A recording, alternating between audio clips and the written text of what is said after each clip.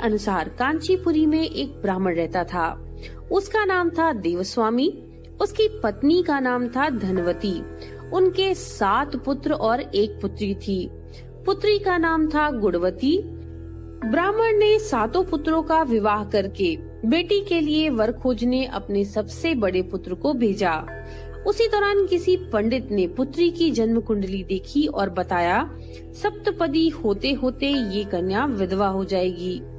तब उस ब्राह्मण ने पंडित से पूछा कि पुत्री के इस वैधव्य दोष का निवारण कैसे होगा। पंडित जी ने कहा, सोमा का पूजन करने से वैधव्य दोष दूर होगा। फिर सोमा का परिचय देते हुए उससे बताया कि वो एक धोबिन है, उसका निवास स्थान सिंघल द्वीप है। उसे जैसे तैसे प्रसन्न करो और गुणवती के विवाह के पूर्व उसे यहाँ पर बुला लो।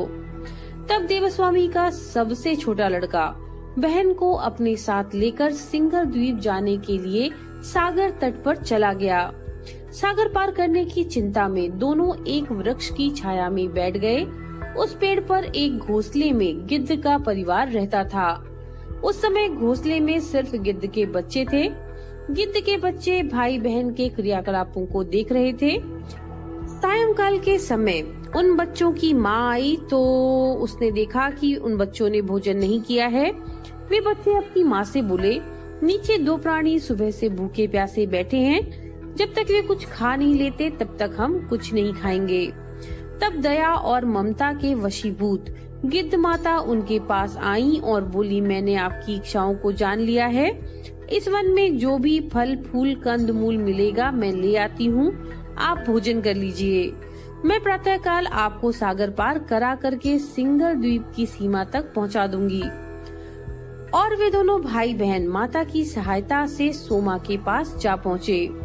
वे नित्य प्रातः उठकर सोमा का घर झाड़ कर लीप देते थे। एक दिन सोमा ने अपने बहुओं से पूछा, हमारे घर कौन बुहारता है, कौन लीपता पोतता है?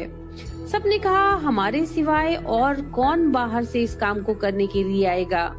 किंतु सोमा को उनकी बातों पर विश्वास नहीं हुआ।